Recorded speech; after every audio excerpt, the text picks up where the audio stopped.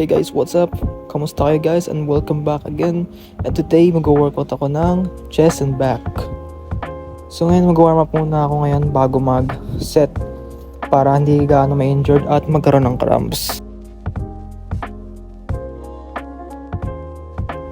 Okay, first set of warm up on flat bench press, 100 pounds. Then later on we'll be adding more weights.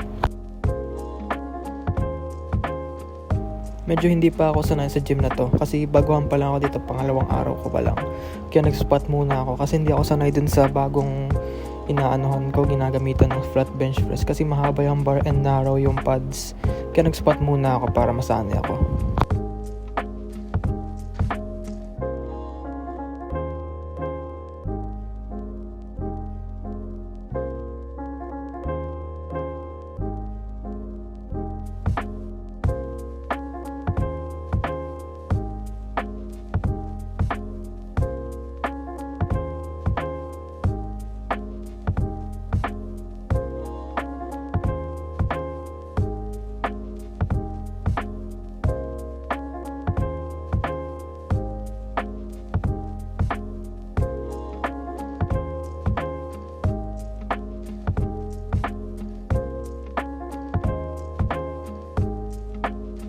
Okay, first set of working set.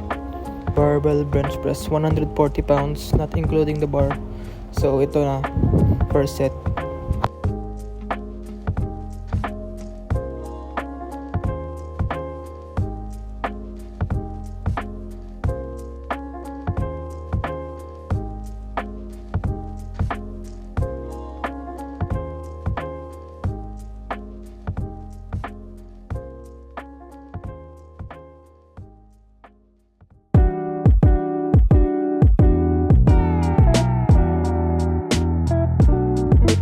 Okay. Second set of barbell bench press. So, nakahubad na ako para kitang-kita yung pump. So, ayan na. Second set ng barbell bench press.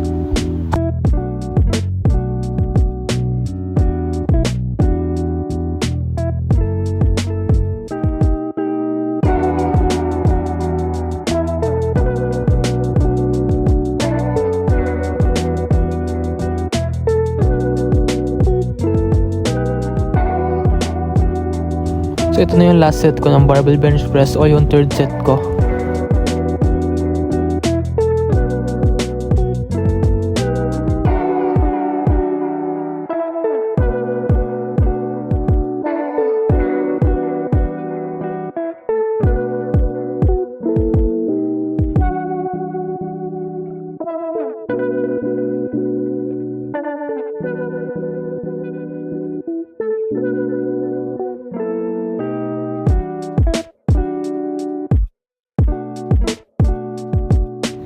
So after that, nag-move on ako sa next exercise, yung incline dumbbell press.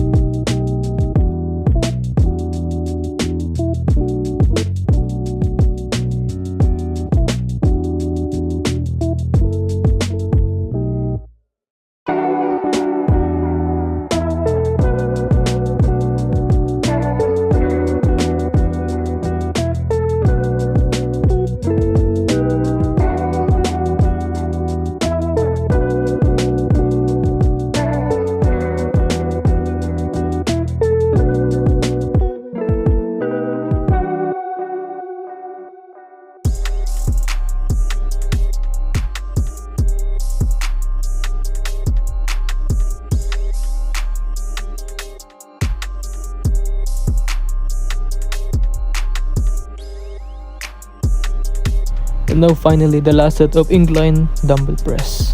So ito na yung pinaka-last ko, ipi-failure ko na to.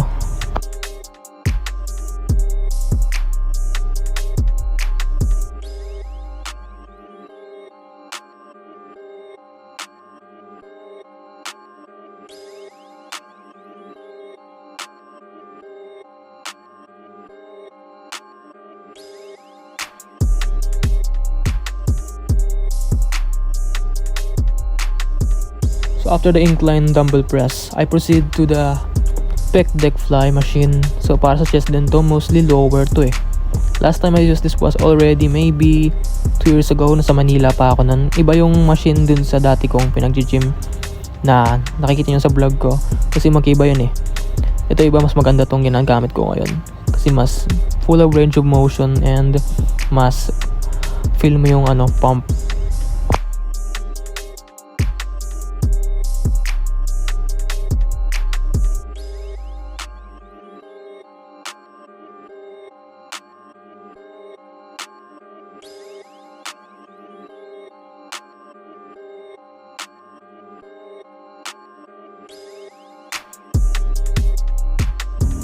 So 2 sets lang ako dun sa may pec deck fly kasi masyadong masakit na yung chest ko at feel ko talaga yung burn.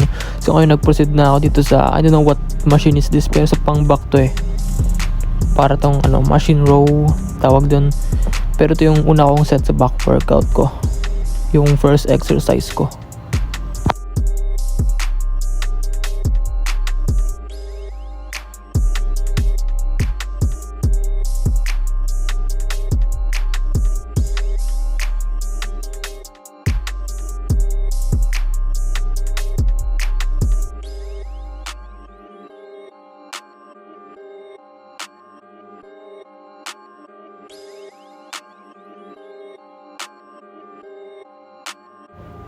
Yung pangalawang set ko, nitry ko muna yung isa o yung single row muna kasi parang mas feel ko sa lats ko pag single lang kasi na-stretch ko kumpara pag parehas mong nilaraw ng sabay-sabay. Kasi dito parang mas maganda yung range of motion niya and feel mo talaga yung pag-stretch.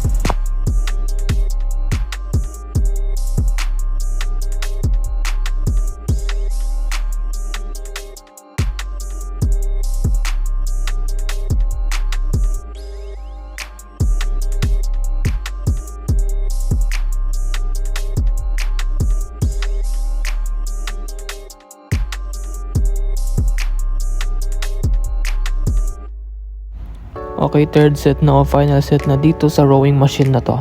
Then after that, mag-proceed na ako sa lat pull down.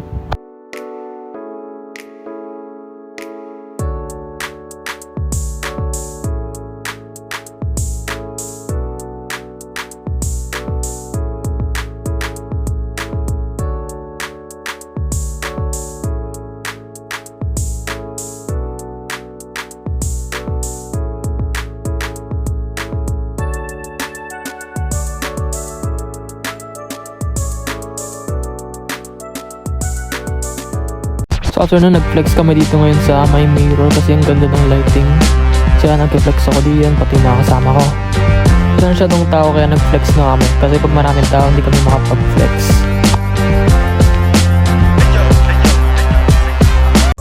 So after nun, nag-proceed na ako sa lat pull down.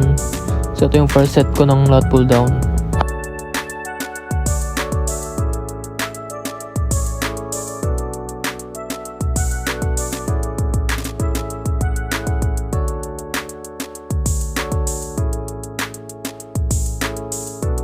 And then second set na ng lat pull down to.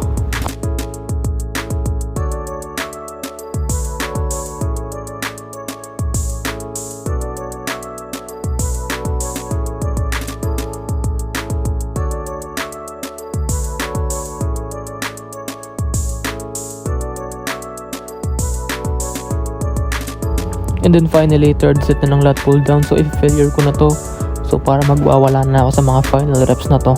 Para ako nagbabaliw na.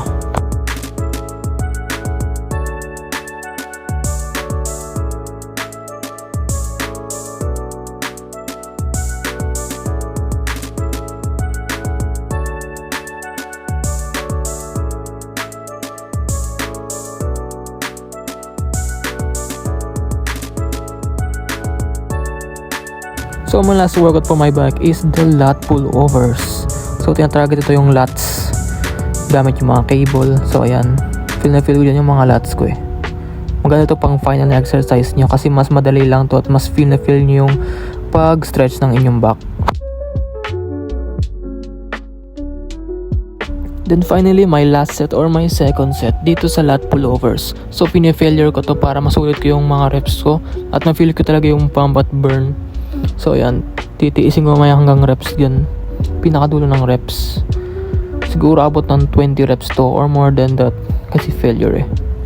So after this will be tapos na lahat-lahat kasi nasulit ko na yung workout ko.